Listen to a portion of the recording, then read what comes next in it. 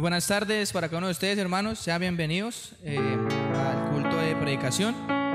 Les invito a que cada uno adoremos y nos acerquemos al Señor a adorarle en espíritu y en verdad. Quisiera que me acompañaran en esa linda canción. Entra en la presencia del Señor.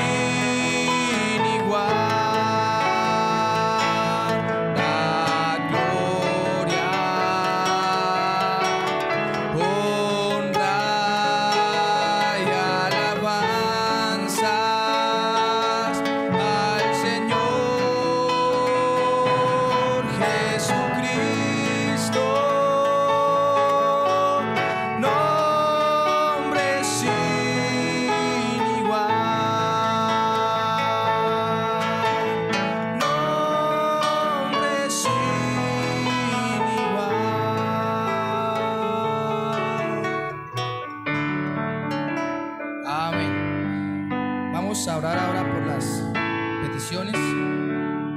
Cada uno tenemos peticiones. Vamos a acercarnos al Señor con reverencia y reconociéndolo como nuestro suficiente Salvador. Así que inclinemos nuestros rostros y vamos a orar. Señor Padre Celestial, te damos gracias una vez más por esta gran oportunidad que nos ha dado, Señor, de estar aquí en tu presencia, Señor, de venir y poder, Señor, disfrutar y deleitarnos de estos cánticos, Señor, y de tu palabra. Señor, presentamos a ti, Señor, nuestras peticiones, sabiendo que nosotros somos un pueblo necesitado, Padre.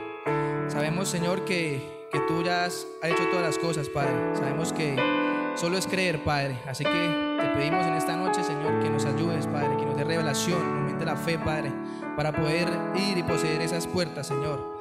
Esas puertas que tú ya has vencido, Padre. Así que ponemos todos bajo tu sangre, bajo tu cuidado en esta tarde, en el nombre de nuestro Señor y Salvador Jesucristo. Amén. Me acompañan a cantar este gran cántico. Dice: hay un motivo que es de grande gozo.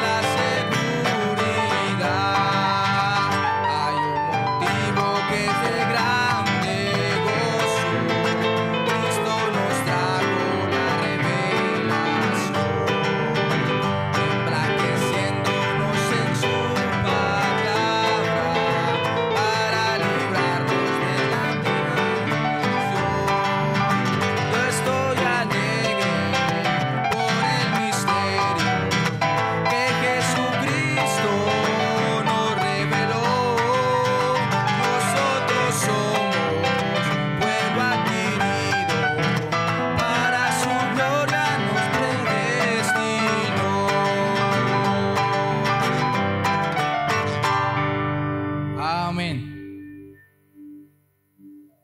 Bueno, mis hermanos, ahora quiero que me acompañen cantando este himno, Bajo la sangre expiatoria.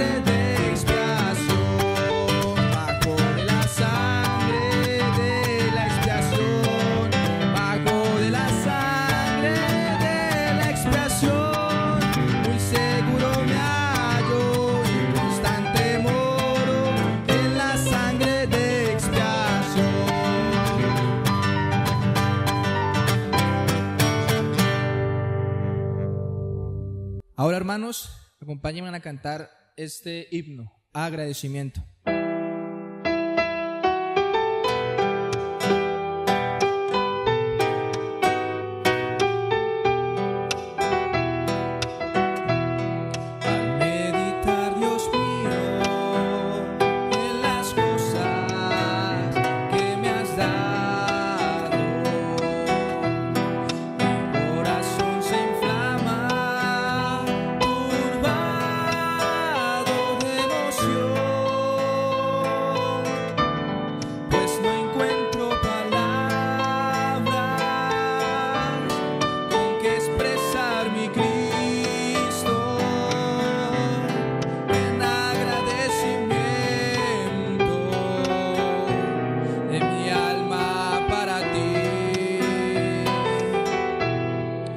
Cambiaste tú mi vida, me dices esperanza, y desde ese momento mi alma recibió un gozo tan sublime que al pasar de los años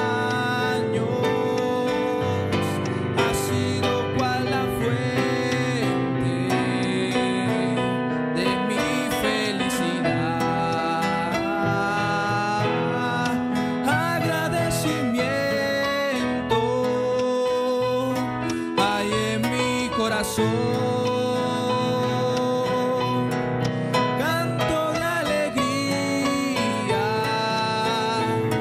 elevo con mi voz. Muchas son las cosas que mi Dios me ha dado,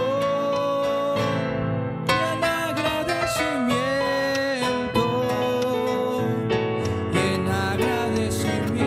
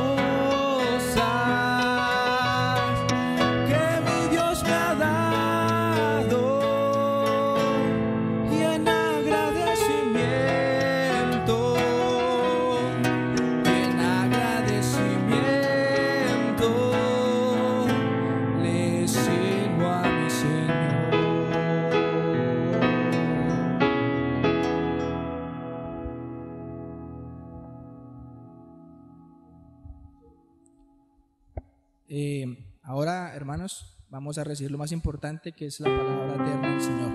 Acompáñenme a cantar Solo Creer.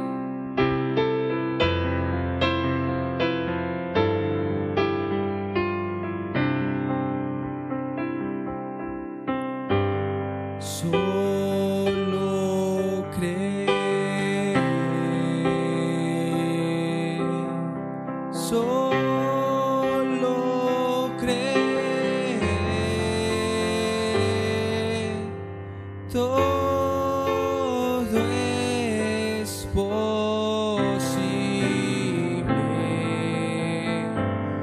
Solo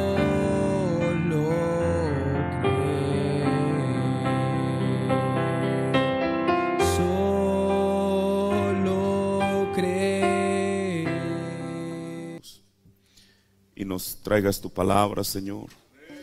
Padre, sabemos, Dios, que nunca, Señor Jesús, pensaremos que estaremos hastiados de poder escucharte, Señor.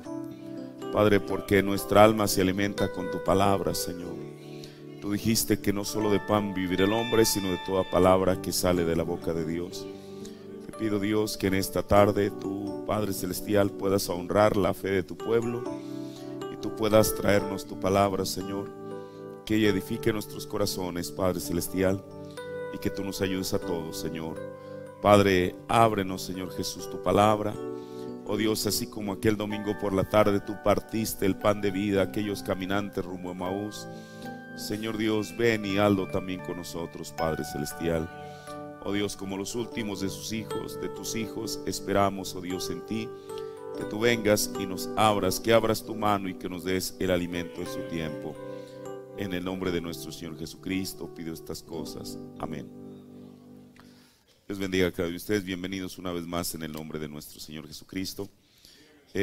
Tomemos la escritura en el Evangelio según San Lucas, el capítulo 7. Voy a leer solamente una porción de la Biblia, un versículo.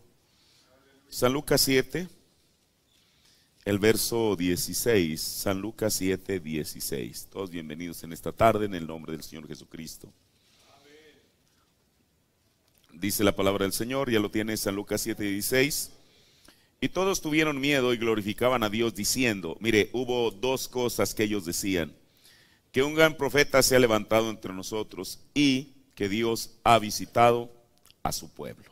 Amén. Tomen su asiento. Bueno, esta reacción de la gente no fue solamente por querer hacerlo, sino en el versículo previo encontramos que había habido una resurrección del hijo de la viuda de Naúm, lo cual dice aquí Lucas que era su hijo unigénito, era su único hijo.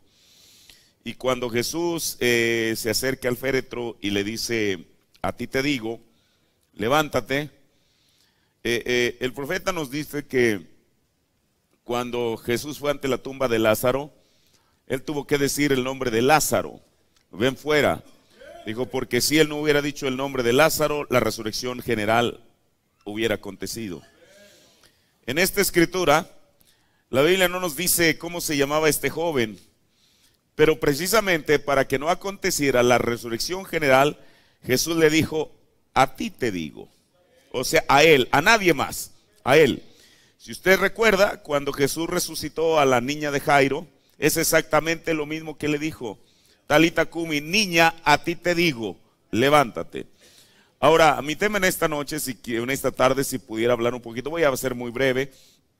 En esta tarde, si pudiera hablar un poco de esta escritura, quisiera titularle Reconociendo la señal mesiánica. Reconociendo la señal mesiánica. Mire, este término, tan solo hablar de reconocer la señal mesiánica, es algo que es muy raro para la gente. Ahora, comencemos por lo último, el Mesías. Jesús es el Mesías. Nosotros lo reconocemos y lo vemos que a través de la Escritura, desde el Antiguo Testamento, Dios había profetizado acerca de la venida de él, del Mesías. El Mesías es el ungido. En el Antiguo Testamento, la palabra en el hebreo, Mesías quiere decir el ungido. En el Nuevo Testamento, Cristo quiere decir el ungido. Es exactamente la misma persona. Entonces el ungido había de venir. ¿Por qué? Porque Isaías había profetizado, no estaba, aunque estaba hablando en pronombre personal, pero no se estaba refiriendo a él mismo, cuando él dijo en Isaías 61, el Espíritu del Señor es sobre mí, por cuanto me ha ungido. Ahora, todos sabemos que esa escritura fue la que Jesús toma en aquella visita que hizo aquel sábado a la sinagoga. Mire qué cosa, dice la Biblia que el ministro le dio el rollo. Ahora, en aquel tiempo la Biblia no la teníamos como, o no la tenían como la tenemos hoy, los 66 libros en un solo libro. Quizá tenían, bueno, no quizá, tenían el rollo de Génesis, el rollo de Éxodo, etcétera. El ministro le pudo haber dado a Jesús cualquier rollo. No es como alguien que tiene su Biblia y bueno, puede abrirla desde Génesis hasta Apocalipsis y leer la parte que quiera leer. Pero seguramente el ministro fue inspirado por Dios para de todos los rollos que tenía ahí sacar el del profeta Isaías. Y eso ya es mucho, porque nosotros sabemos que Isaías en un solo libro escribió toda la Biblia. Entonces, ¿qué es lo que hace Jesús? Él toma el rollo. Y él, usted sabe, él pudiera haber comenzado en Isaías el capítulo 1, donde Isaías comienza diciendo, venid, estemos a cuentas, dice el Señor. Él pudiera haber ido incluso a Isaías 7:14, donde hablaba del mismo, a Isaías 9:6, donde hablaba del mismo. Él pudiera haber ido a cualquier parte de la Biblia que hablaba de él. Pero sin embargo, usted sabe, los judíos leen la Biblia al revés que nosotros. Este es el rollo, está de esta manera. Entonces ellos lo comienzan a leer al revés, lo comienzan a leer de aquí hacia atrás. Quizá él comenzó a abrir el rollo y no lo hizo solamente por decir, bueno, en esta mañana realmente estoy sorprendido. El ministro no me avisó previamente que yo había de predicar este sábado en la mañana, sino que él, cuando se le da el rollo, él lo comienza a abrir y encuentra la escritura. Bueno, toda la Biblia habla de él, pero la escritura para ese momento. Jesús comienza a leer lo que sin duda alguna muchos ministros habían leído. El Espíritu del Señor es sobre mí, por cuanto me ha ungido. Ahora, todos sabemos lo que sigue diciendo, para predicar libertad a los cautivos, etcétera. Pero el asunto estuvo cuando Jesús no leyó esta escritura solamente para que la audiencia recordara una escritura más, sino que cuando él dijo, hoy se ha cumplido esta escritura en vuestros oídos, eso causó una reacción en la gente. Mire, hubiera sido bueno que la gente en aquel tiempo, en ese sábado en la mañana, hubiera dicho, gloria a Dios, esta escritura se acaba de cumplir. ¿En quién? En el personaje que está en el púlpito, o sea, en Jesús. Pero en vez de realmente reconocer eso, dice la Biblia que la gente se enojó. Ahora nosotros hoy en día podemos leer Lucas 4. Sabemos que esa escritura efectivamente se aplicaba a Jesús porque el Espíritu de Jehová estaba sobre él por cuanto lo había ungido. Pero la gente en su tiempo no lo vio así, al contrario, causó en ellos una reacción mala, una reacción negativa. Ahora, al decir por cuanto me ha ungido, él estaba diciendo a la gente que él era el Mesías. Ahora, pero escuche, aquí hay algo. Mire, cualquier judío, a través de el que había estudiado la Biblia, bueno, todos la estudiaban, sabían que había una promesa de un Mesías venidero y todo el mundo lo esperaba. El asunto es que cada quien lo esperaba a su propia manera. Ahora, desde Génesis 3:15, que es la primera vez que la Biblia se refiere a Jesús, en Génesis aún mire, y muchas veces la Biblia no habla específicamente, muchas veces lo hizo en tipos y sombras. La gente, los judíos estaban identificados con eso. Desde luego que ellos, los tipos y las sombras no las entendían. así como hoy en día la gente puede ser que no entienda eso, porque eso solamente vino a ser revelado por el mensaje. Es más, ellos ni siquiera saben que existe eso. Por eso el profeta de Dios dijo que él no era un teólogo, dijo que él era un tipologista. Y para mí, ser un tipologista es más exacto que el mejor teólogo que pudiera existir sobre la tierra. Porque el profeta dijo que la sombra no miente. Si lo que se está proyectando es la sombra de una mano, de un ser humano, no va a ser un elefante el que la está proyectando. Entonces eso es exacto y correcto. Ahora mire, ellos sabían que el Mesías había de venir, pero a medida que el tiempo pasó, Dios fue escribiendo y revelando su palabra paulatinamente.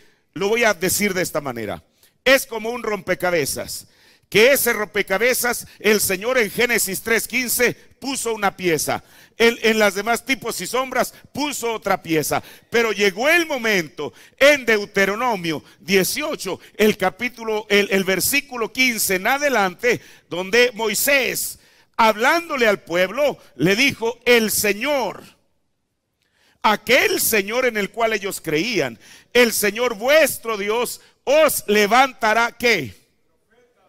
Profeta así como yo. Qué cosa tan maravillosa. Entonces, ahora, ¿de quién estaba hablando él? ¿De quién estaba hablando Moisés? Todos sabemos que estaba hablando del Mesías, porque Pedro en el libro de los Hechos nos dijo que esa escritura se había cumplido en la persona de Jesucristo. Entonces, el Señor iba a levantar profeta. Ahora mire, uno puede tomar cada pieza, y cada una de esas piezas, al terminar de poner las piezas de ese rompecabezas, al único que mostraban era a Jesús. Porque él era la simiente de la mujer. Al decir la simiente de la mujer, quiere decir que no iba a venir por concurso humano, porque la mujer no tiene simiente. Tenía que ser Dios aquel que pusiera su propia simiente en María. Pero entonces, otra parte de la escritura decía que el Mesías iba a ser un profeta. Otra parte de la escritura decía que iban a ser en Belén. Y así uno puede tomar pieza por pieza y cada una de ellas encaja perfectamente. Ahora, pero aquí me voy a detener. La señal mesiánica es que él iba a ser un profeta. O sea, y por esa señal la gente lo había de reconocer. Ahora mire, como le digo, cada uno de ellos tenía su propia interpretación de cómo habría de venir el Mesías. Unos pensaban que él bajaría de la gloria y a través de los, usted sabe, de aquellos corredores de la gloria, llegaría del cielo a la tierra, se presentaría ante ellos y les diría: aquí estoy, yo soy el Mesías. Ahora, esa era una interpretación mala que ellos tenían de la Biblia, porque la Biblia nunca dijo que él iba a venir de esa manera. Ella dijo que la Biblia dice que iba a venir como un bebé. Eso fue lo que dijo Isaías. Ahora, el asunto era que aun cuando ellos tenían, mire, no quiero decir esto la mejor interpretación de la Biblia, porque ellos ni siquiera la tenían traducida, la tenían en su propio idioma. Lo que la Biblia decía, ellos sabían exactamente el significado de ella. Ellos no estaban diciendo: bueno, esta traducción estará bien, o realmente quién la hizo, quién fue el que nos tradujo la Biblia. No, ellos conocían la Biblia, eso es lo que dijo el profeta, en su propio idioma. Pero el asunto es que cuando vino el cumplimiento de la escritura, ellos no pudieron ver exactamente. Bueno, sabían la Biblia, la podían citar de memoria. Aún claro, en aquel tiempo no estaba separada en capítulos y versículos, pero aún si uno les hubiera dicho: oye, tú sabes Isaías 7:14, inmediatamente se lo hubieran citado de memoria, porque ellos conocían la escritura. El asunto es este, que cuando vino, que eso es, hermano, eso es realmente el meollo de esto. Cuando vino la verdadera interpretación de lo que ellos estaban leyendo, ahí es donde ellos fallaron en verlo. Usted dice, ¿cuál interpretación? El profeta dijo que la mejor interpretación de la palabra de Dios es cuando Dios la cumple. Ahí estaba entre ellos aquel del cual todos los profetas, aún David en los Salmos, cualquier profeta que usted pueda ver, Jeremías cuando habló en las lamentaciones de Raquel que no quería ser consolada, cada una de esas profecías hablaban de Jesús. Pero ellos no las podían entender, aun cuando las pudieron eventualmente haber sabido de memoria. Pero entonces el Mesías tenía que tener una señal con la cual el pueblo lo había de reconocer. Mire, esto es importante porque muchas veces uno solamente ve la escritura en tiempo pasado, lo que sucedió allá, lo que ellos hicieron, lo que ellos dejaron de hacer, lo que ellos vieron, lo que ellos dejaron de ver, y pasamos por alto lo que Dios está haciendo hoy. Ahora, entonces, reconociendo la señal mesiánica. Aquí estaba un hombre.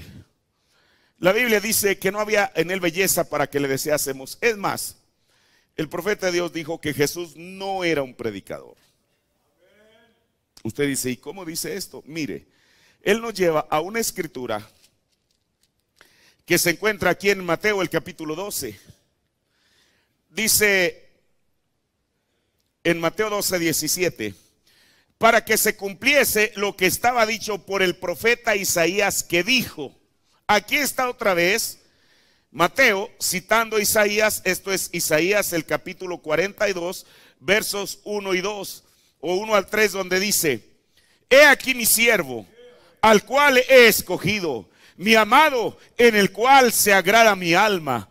Pondré mi espíritu sobre él, y a los gentiles anunciará. No contenderá, ni voceará, ni nadie oirá en las calles su voz. Voy a detenerme aquí. Mire, la Biblia dice que Jesús no iba a contender, ni tampoco que iba a vocear. ¿Qué es vocear?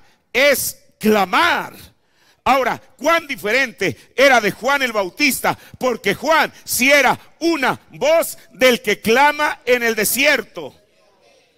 Mire, el profeta de Dios dijo en el libro de Hebreos, él toma esta escritura de Mateo 12 y él la toma para decirnos que Jesús no era un predicador. ¿Por qué? Y él toma esta escritura, el versículo 19, donde dice: no contenderá ni voceará, ni nadie oirá en las calles su voz.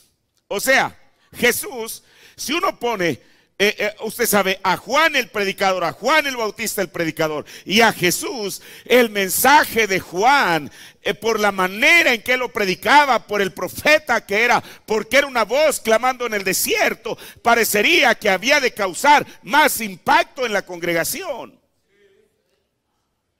Pero Jesús, en las calles no iba a ser oída su voz. Pero entonces tenía que haber algo con el cual la gente pudiera reconocer aquella señal mesiánica. Ahora mire, el profeta nos dijo que la señal mesiánica de Jesús con la cual él había de ser reconocido es que él mismo se iba a identificar como profeta. Mire, en San Juan el capítulo 1, cuando le preguntan a Juan, cuando envían personas, los fariseos y todo eso, a preguntarle a Juan que él quién era, le preguntaron: ¿tú quién eres? Y dice la Biblia que Juan confesó y no negó. Y él dijo: no soy el Cristo, o sea, yo no soy el Mesías. Y luego le vuelven a preguntar y le preguntaron: ¿qué pues? ¿Eres tú Elías? Porque los judíos sabían que en Malaquías 4:5 había una profecía que hablaba de un Elías venidero. Ahora todos conocemos la escritura que Juan sí era Elías, porque eso es lo que el ángel le dijo a Elizabeth, que él vendría con el espíritu y virtud de Elías. Pero entonces, ¿por qué Juan aquí mismo niega ser Elías?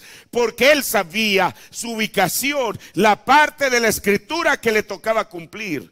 Él sabía que él no era Malaquías 4:5. Por eso al Elías al cual ellos se refieren era ese Elías de Malaquías 4:5. Cuando le preguntan, ¿eres tú Elías? Él dijo, no soy. Y aquí hay otra cosa, ¿eres tú el profeta? Juan era un profeta. Parecía que él, mire, esto es lo maravilloso de la escritura, que Juan sabía exactamente quién era él. Él no estaba confundido en su mente. Él sabía que ciertamente era Elías, porque el ángel así le había dicho a Zacarías, pero que no era el Elías de Malaquías 4:5. Él sabía, Juan sabía que era profeta, pero Juan también tenía su mente lúcida para saber que él no era el profeta de Deuteronomio, al cual Moisés se había referido. Y entonces le dijeron, bueno, Juan, si tú no eres el Cristo, o sea, no eres el Mesías, tampoco eres el Elías de Malaquías 4:5, tampoco eres el profeta de Deuteronomio 18:15, entonces, ¿quién eres? Juan encontró su ministerio y su posición en la escritura. Yo soy la voz de aquel que clama en el desierto. Ahora, ese era Juan, el precursor de Jesucristo. Pero vayamos a Jesucristo mismo. Si la señal de Jesús, si la señal mesiánica, si la señal de su mesianismo era ser profeta, él tenía que mostrar la señal de profeta. Mire, el profeta nos enseñó que Jesús en su ministerio tuvo 3 jalones. ¿Cuántos saben eso? Igual que William Branham tuvo 3 jalones en su ministerio, también el profeta Jesús tuvo 3 jalones en su ministerio. Todos sabemos, porque el profeta así nos lo enseñó, que el primer jalón de Jesús era sanidad. Eso es verdad. Mire, y aquí en la Biblia encontramos una porción de la escritura. Y en esta porción de la escritura, en San Juan 9, nos habla de un hombre que había nacido ciego, bueno, que era ciego de nacimiento. Ahora, yo lo he dicho y lo voy a repetir aquí. Mire, la otra vez yo predicaba esto por ahí en Sudamérica. Y entonces, después del servicio, comencé a pensar, decir, bueno, yo sé que el profeta lo dijo, pero ¿dónde lo dijo? Esto que le voy a decir. El profeta dice que este ciego, del cual nos habla la Biblia aquí en San Juan, dice que las cuencas de sus ojos estaban vacías. Y yo después que prediqué eso dije, bueno, y si alguien me pregunta dónde, ¿yo qué le voy a decir? Después que me fui ahí al cuarto donde me estaba hospedando, comencé a buscar, y el profeta menciona 2 veces eso. En el sermón Te es necesario nacer otra vez, predicado en diciembre de 1961, y en otro sermón de 1962. El profeta dice que este ciego, mire, esto magnifica la escritura, porque ciegos, Jesús oró por varios ciegos y todos sanaron. Yo ahorita veía la escritura, mire, veía la escritura aquí en el libro de San Marcos. Ayer decíamos que Jesús no solamente hizo sanidades, no solamente Jesús hizo milagros, sino también hizo sanidades. Un milagro es aquello que ocurre así en el instante. Una sanidad es aquella que toma tiempo y requiere fe. Mire, aquí en San Marcos, el capítulo 8, nos dice la Biblia, el verso 22, y vino a Betesda. Esto no es a lo que yo me quiero referir, solamente para hacer esa diferencia entre lo que es sanidad y milagros. Uno a veces piensa que Jesús, por todas las personas que oró en el instante, ya sanaron, pero veamos qué es lo que dice la Biblia. En Marcos 8:22, y vino a Betsaida y le traen un ciego, otro ciego, y le ruegan que le tocase. Entonces, tomando la mano del ciego, le sacó fuera de la aldea y escupiendo en sus ojos, poniéndole las manos encima, le preguntó si veía algo. Mire, aquí hay algo. Yo a veces he preguntado, bueno, recuerde, ahorita vamos a ver una similitud, aunque no toda la similitud, con el ciego de San Juan. La Biblia dice que Jesús solamente escupió en su mano y que le puso o más bien escupió sobre los ojos de aquel muchacho, le impuso las manos encima. Ahora, hermano, parecía que esto era suficiente y que Jesús le debió de haber dicho: vete a tu casa, ya está sano. Pero ¿sabe una cosa? Le preguntó si veía algo. Y él mirando dijo: veo los hombres, pues veo que andan como árboles. Mire, cuando yo leo esta escritura o esta porción de la escritura, yo entiendo, aquel muchacho estaba hablando verdad. Si la primera oración de Jesús hubiera sido suficiente, él hubiera dicho: sí, ahora veo perfectamente. Pero el testimonio de esta persona es que veía hombres caminando como árboles. Eso quiere decir que no veía claramente. Pero entonces, el propósito de Jesús no es que él se fuera medio viendo que a cualquier persona que viera pensaría que era un árbol de lo que haya sido, sino que el propósito de Dios es que este hombre fuera viendo completamente. Verso 25. Y le impuso otra vez las manos sobre sus ojos y le hizo que mirase, y fue restablecido y vio de lejos y claramente a todos. Esto fue una sanidad. ¿Cuánto duró? Mire, puede ser que una sanidad dure un día, una semana, yo no sé en qué, pero esta sanidad fue de alguna manera. ¿Cuánto tiempo duró en que Jesús le escupe los ojos y le pregunta: ¿qué ves? Y que el joven le contesta, a que Jesús le vuelve a imponer las manos y entonces aquel hombre ve claramente. Ahora, pero regresemos a este otro muchacho ciego de San Juan 8.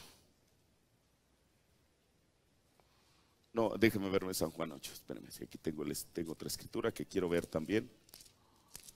Es en San Juan 9. Y entonces, el profeta nos dice que este hombre tenía las cuencas de sus ojos vacías. Cuando eso sucede, regularmente la persona lo que hace es que sus párpados se pegan. Creo que eso nosotros lo hemos visto muchas veces. Entonces, los párpados de este hombre se habían pegado y Jesús, dice la Biblia, que escupió en el suelo, con su saliva hizo lodo y le untó el lodo en sus ojos. Usted sabe que el profeta dice en el sermón, el agua siempre presente procedente de la peña. El profeta dice que en una ocasión una persona leyó esta porción de la Biblia y dijo que realmente había sido algo insalubre el de que Jesús haya escupido, haya hecho lodo y se lo hubiera puesto en los ojos de la persona. Estaba criticando a Jesús por el método que Jesús había usado para darle la vista a este muchacho. Dijo el profeta. Pero después yo me di cuenta que ese hombre, el mismo, se estaba bañando en una piscina, dijo él, donde la gente se mete, y ahí es, creo que la única vez que el profeta usa esa palabra, dice donde la gente se mete a la piscina con gonorrea y todo y tragando agua. Es lo que el profeta dijo. Ahora, pero mire, Jesús escupe y hace lodo. ¿Y qué es lo que hace? Se lo pone en los ojos de aquel hombre. Aquí está lo maravilloso. Nosotros somos formados de los 16 elementos de la tierra. Así que Jesús no agarró algo como un plástico o hierro o algo, o incluso usted sabe, muchas personas traen una prótesis que le llaman un ojo de vidrio. Jesús no tomó una prótesis, sino que Él tomó de los mismos 16 elementos que estaba formado su cuerpo, de las plantas de los pies a la mollera, y entonces Él lo pone allí. Ahora mire, esto es lo maravilloso.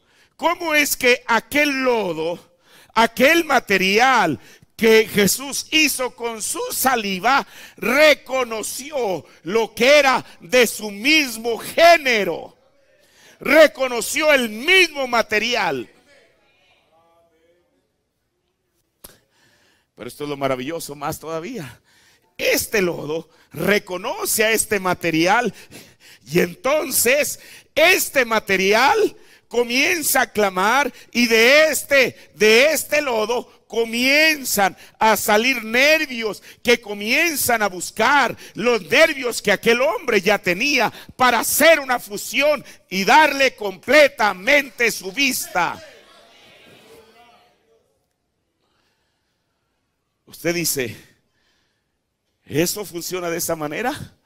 El profeta dijo que si usted va a la inmensidad del océano y toma una sola cucharada del océano, esa sola cucharada contiene los mismos elementos químicos que el océano entero. O sea, esto pequeño de lodo que Jesús hizo contenía exactamente los mismos elementos que el cuerpo de aquel muchacho. Por eso, mire, cuando él van y le preguntan que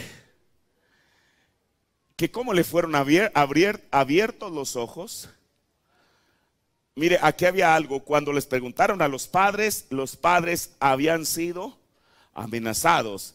Se les había dicho, hey, cualquiera de ustedes que confiese que Jesús es el Mesías, se va de la iglesia, punto. No lo queremos más en la banca.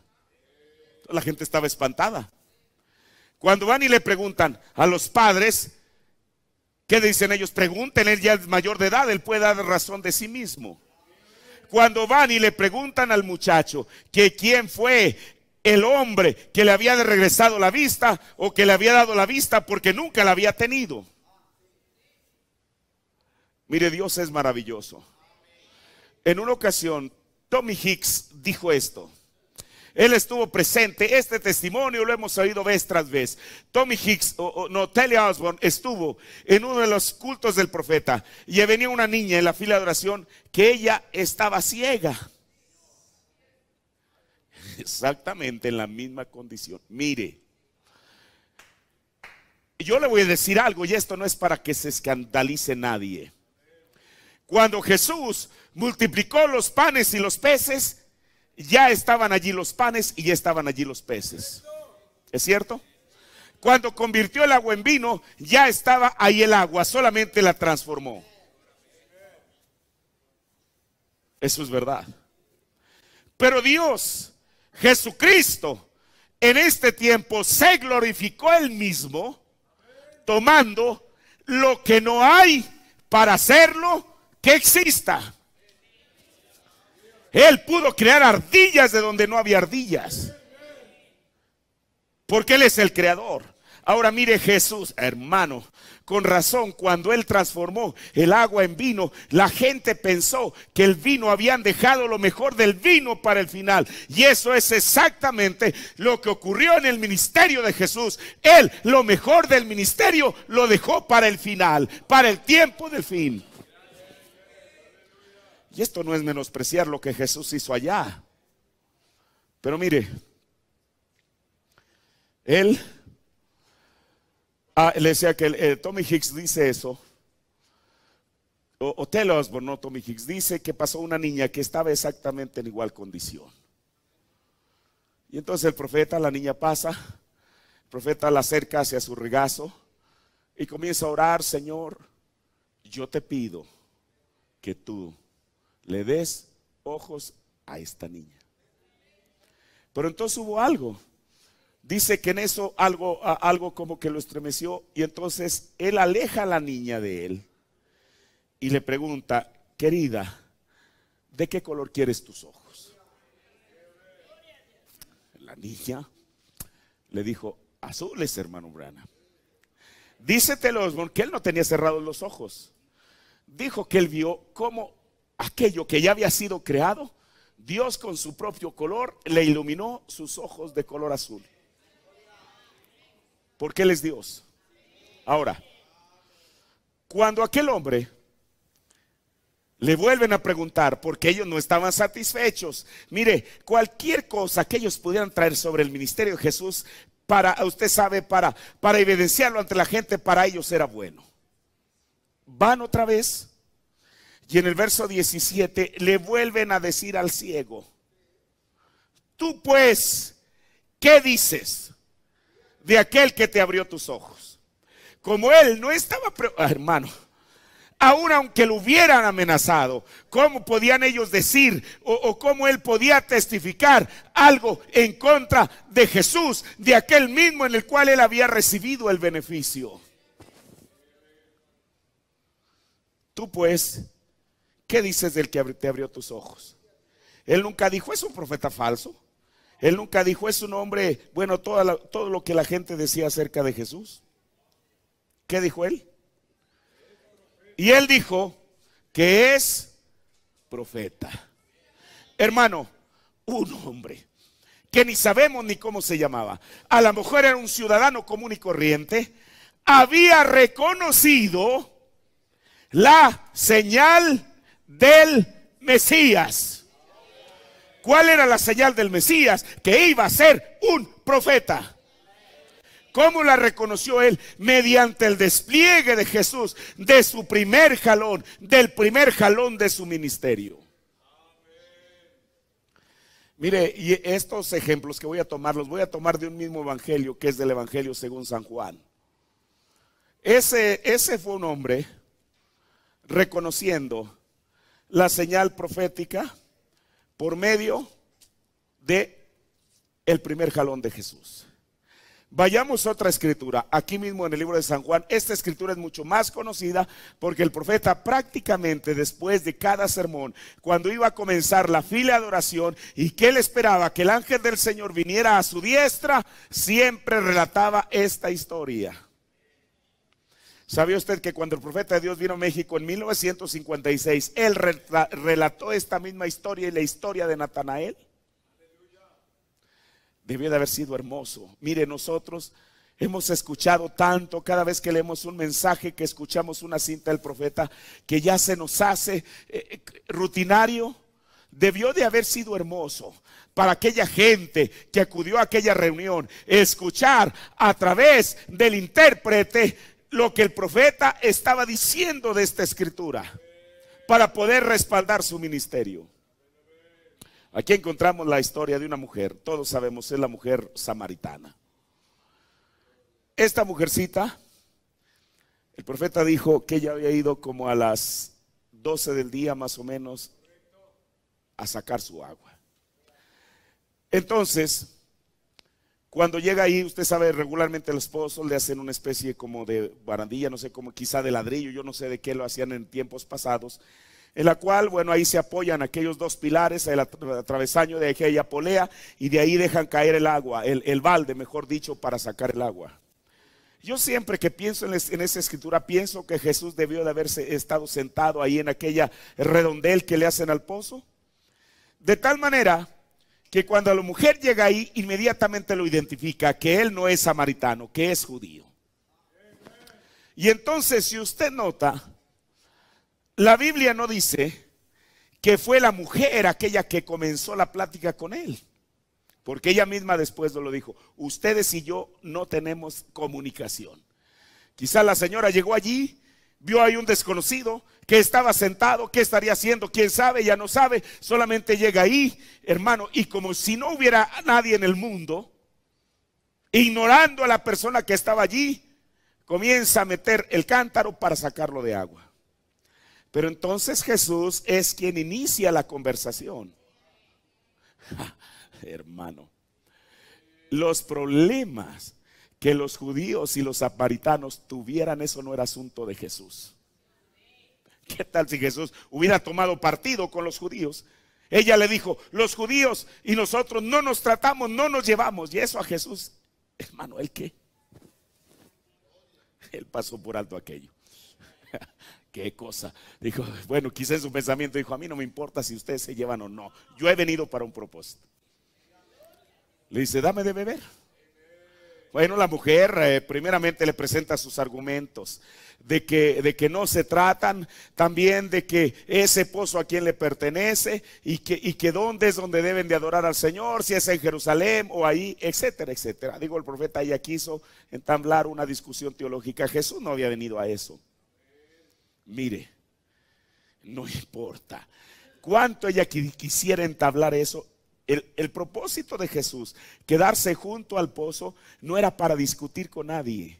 Es porque él sabía que ella era una simiente predestinada. Ella no lo sabía, por eso se puso a discutir. Si ella hubiera sabido, se hubiera dicho, mira, ten cuidado, te vas a encontrar al Mesías, tú eres una predestinada. En cuanto lo hubiera visto y hubiera sabido que eres el Mesías, lo hubiera abrazado, Señor, mira, aquí estoy, recíbeme.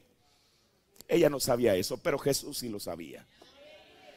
Todos sabemos que entonces el profeta dice, eso sirvió porque mientras estaba en aquello, Jesús estaba viendo una visión. Y entonces él sabía dónde estaba el asunto. Le dijo, ve y llama a tu marido. La mujer le contesta, no, yo no tengo marido. Jesús dice, esa es exactamente la verdad. No has tenido, con el que ahora, 5 has tenido, mejor dicho, pero con el que ahora vives no es tu marido. Y sabe una cosa, eso es discernimiento. Y el discernimiento fue el segundo jalón de Jesús. Al ciego, lo que lo hizo reconocer la señal mesiánica fue una sanidad, un milagro de parte de Jesús. A esta mujer, lo que la hizo reconocer la señal mesiánica en Jesús, no fue un milagro en su vida como una sanidad, porque ella, hasta donde sabemos, no estaba enferma. Pero Jesús fue más allá y se da cuenta de su condición, se la revela y sabe una cosa. Aquella mujer, de una manera espontánea, le dice, Señor, me parece que tú eres un profeta. Y luego ella le dice, le da sus razones. En el verso 25 dice, le dice la mujer, sé que el Mesías ha de venir. ¿A qué cosa? Hermano, ella estaba reconociendo la señal mesiánica. Sabía que aquel hombre que le había dicho su condición era un profeta. Dícele a la mujer, Señor, sé que el Mesías ha de venir, el cual se dice el Cristo. Cuando Él viniere, Él nos va a revelar estas cosas. Hermano, eso le puso punto final a la mujer. Después de que ella estuvo convencida de quién era Jesús, entonces estuvo interesada en que los demás de su propio pueblo, los samaritanos, supieran acerca de él. Y les dijo, ahora mire, yo creo que esta mujercita debió de haber ido con convicción, porque ella, dice la Biblia, y mire, ella fue la que llamó a sus mismos paisanos, digámoslo así, los de su misma raza, a que fueran a ver a Jesús. Y les dijo, vengan y vean. Ella no tomó toda una Biblia para explicarles, hermanos, miren, déjenme decirles, Moisés dijo aquí, Jeremías dijo aquí, fulano de tal dijo aquí. Claro que no. Ella solamente les dijo, vengan y vean. Eso es todo lo que se requería. Y sabe una cosa, ellos después le dijeron, mira mujer, ya no creemos por tu dicho, sino porque nosotros hemos visto. Ahora, esta era una mujer reconociendo la señal mesiánica por el segundo jalón. Nosotros en esta tarde no hay ninguno que fuimos testigos o beneficiarios del, me refiero de aquel tiempo, del primero o del segundo jalón del profeta. Ninguno de nosotros estuvimos ahí en la fila de oración para que Él orara por nosotros. Tampoco estuvimos sentados en la banca para que Él dijera: usted se llama fulano de tal y tiene tal condición o tal enfermedad. Pero mire, esta escritura que voy a ver a nosotros nos da, abre un espacio para nosotros. ¿Por qué? Ya hemos visto que ellos reconocieron la señal mesiánica por el primero y por el segundo jalón. Ahora sabemos nosotros que el tercer jalón tiene, usted sabe, se bifurca, tiene muchas ramas, pero una de esas ramas del tercer jalón es la palabra. Mire, y para eso vamos a San Juan el capítulo 7. En San Juan capítulo 7 nos dice la Biblia que se había acercado la última fiesta que tenían los judíos, la última fiesta anual, y era la fiesta de las cabañas o de los tabernáculos.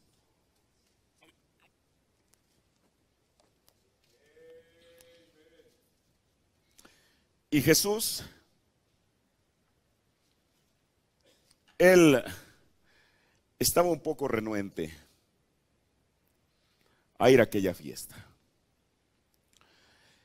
Entonces, mire, yo le decía, ayer también lo decíamos, que aquí los judíos o sus propios discípulos le quisieron dar una lección de principios morales a Jesús.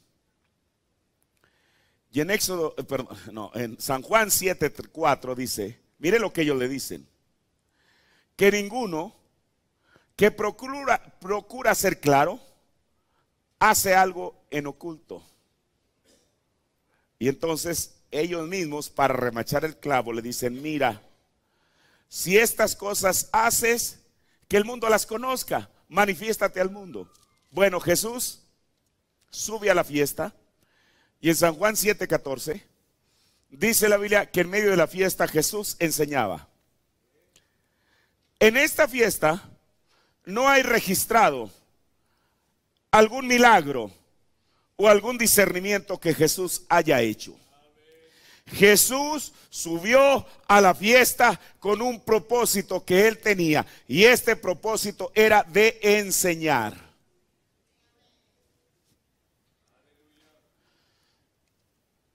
Usted sabe, Él seguramente hizo un sermón muy largo.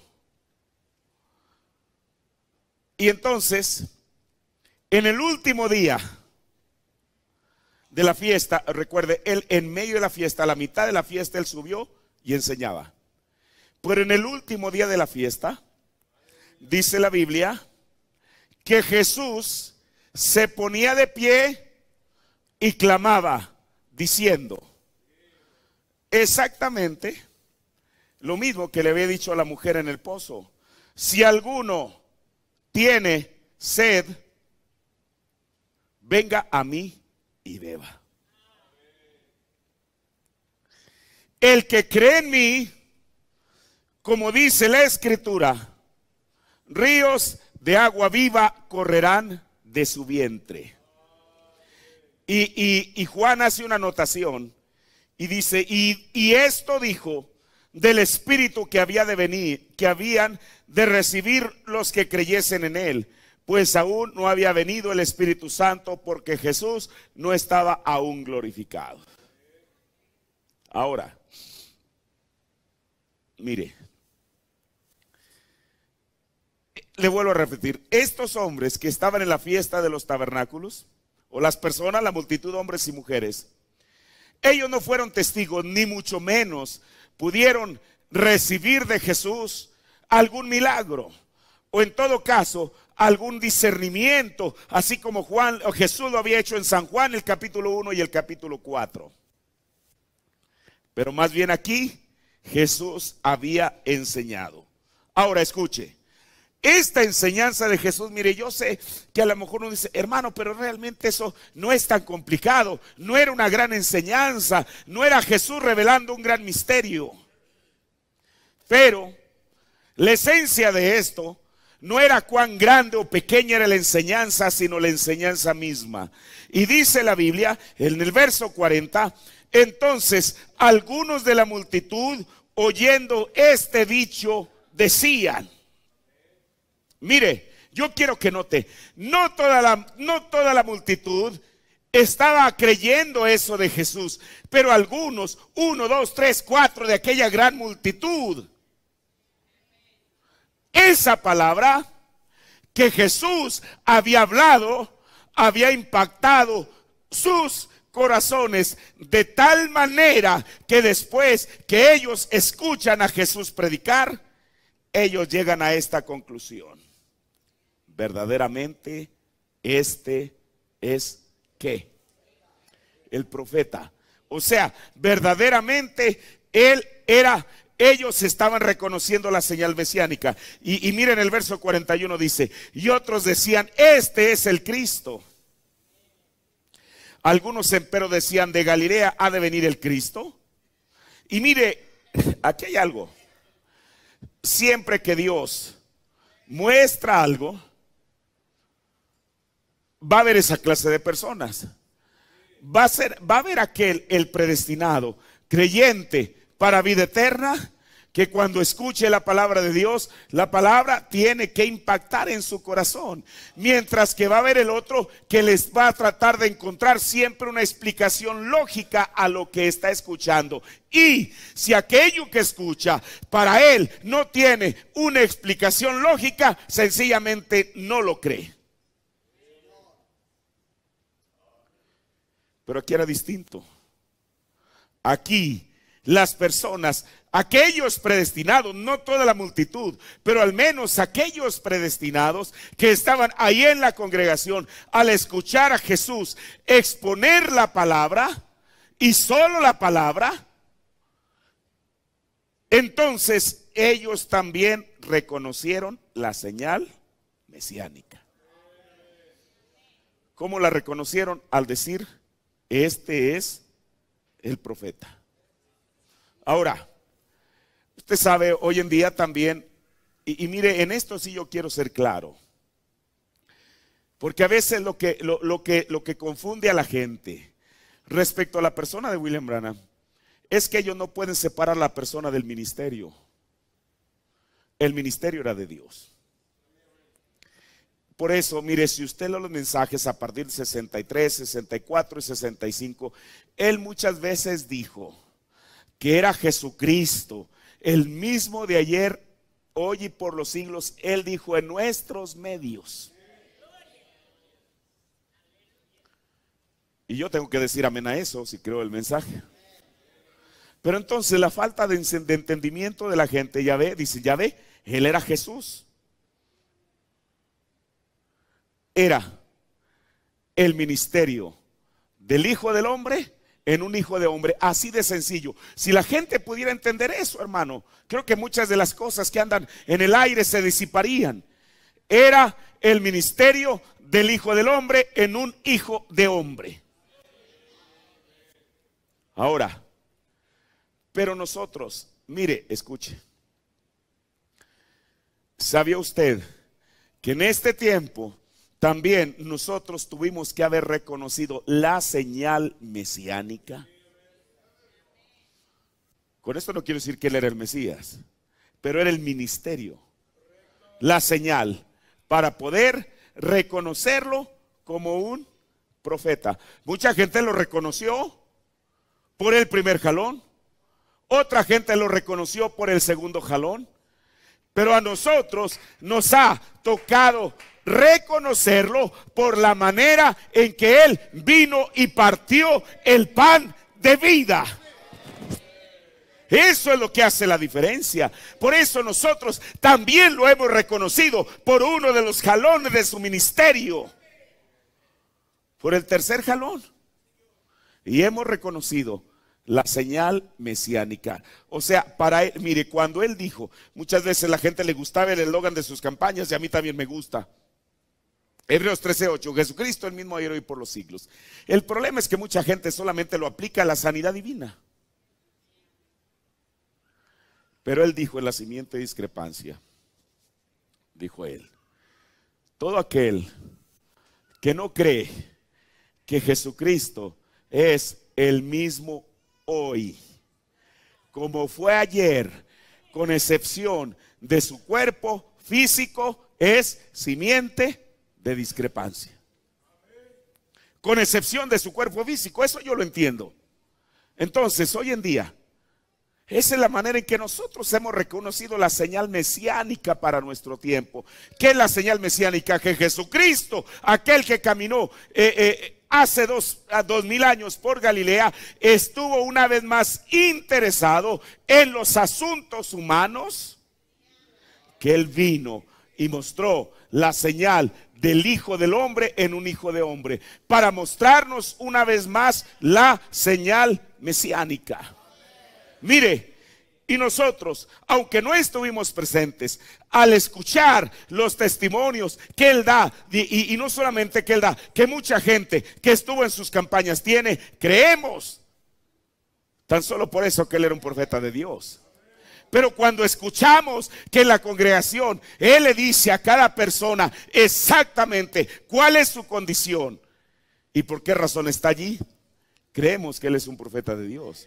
Pero lo más maravilloso es que cuando escuchamos la palabra, el mensaje que Él trajo, y que vemos que ese mensaje es de acuerdo a las Escrituras, creemos lo mismo. Que esa es la señal mesiánica. Que el mundo, quizás no toda la gente la va a entender, pero tiene que haber un grupo que la tiene que entender, porque esto es de acuerdo a la Biblia. Así que, hermano, estamos contentos, gracias Señor, porque Él nos hizo participantes para poder reconocer la señal mesiánica, para poder saber qué es lo que Dios envió. Y hermano, lo que nos ha cautivado es la palabra de Dios. Y a veces dice, bueno, ¿por qué hace tanto énfasis en eso? Se debe hacer énfasis, hermano. Pablo dijo en su tiempo, porque no me avergüenzo del evangelio. Eso quiere decir que si Pablo no estaba avergonzado del evangelio, para él el evangelio de Jesucristo representaba todo. Hoy en día, como hemos dicho, cualquier persona que carga una Biblia bajo el brazo, lee esa escritura y la cita de memoria. Porque no me avergüenzo del evangelio, porque es potencia de Dios para salvación, para los judíos y griegos y para todos. Pero traer el mensaje y decir, porque yo no me avergüenzo del mensaje, porque es poder de Dios para salvación, para todo aquel que quiera recibirlo. Por eso, en esos términos, nosotros también en el siglo XXI sabemos y hemos recibido la señal mesiánica al recibir la palabra que fue hablada. Esa es parte también de la señal mesiánica, no solamente la sanidad ni el discernimiento, sino también la palabra. ¿Qué persona en tiempo del profeta de Dios que hubiera sido sana no hubiera alardeado y dicho, yo tenía cáncer, estaba con un pie ya en el precipicio y el Señor me levantó de esa condición? ¿Qué persona que el Señor hubiera discernido en aquel tiempo, el Señor reveló a su siervo lo que estaba en mi corazón, hubiera sido para decir gloria a Dios? Ahora nosotros, hermano, hoy en día tenemos la palabra profética más permanente. Mire, y si hay un tiempo en el cual esa escritura se cumple, si Pedro dijo eso cuando tenían solamente la porción de la escritura que les fue asignado a su tiempo, ¿cuánto más nosotros que tenemos toda la palabra revelada? Tenemos la palabra profética más permanente, a la cual debemos estar atentos como una antorcha, como una lámpara que alumbra en lugar oscuro. Así que esto es lo que Dios ha dicho en su palabra. Yo espero que usted lo reciba en su corazón. Y nosotros también hemos recibido la señal mesiánica. Lo hemos recibido a través de la palabra revelada que Dios ha enviado en este tiempo. Póngase de pie. Señor, te agradecemos en esta tarde, Señor Jesús, por tu palabra, la cual sabemos que es verdad, Señor Dios. Te pedimos, Señor, que la pongas como una revelación a nuestros corazones, Padre, porque esta es la verdadera señal mesiánica para nosotros, Señor. El haber escuchado tu palabra, reconocemos, Señor Dios, que eres tú, Señor Jesús, una vez manifestándote en la forma de tu palabra, porque tú eres la palabra. Eso es lo que dice la Biblia, Señor. Padre, que esto se quede como una revelación en nuestros corazones, un ancla segura de la cual habló el apóstol Pablo, Señor Jesús. Padre, gracias, Señor Jesús, por tu palabra.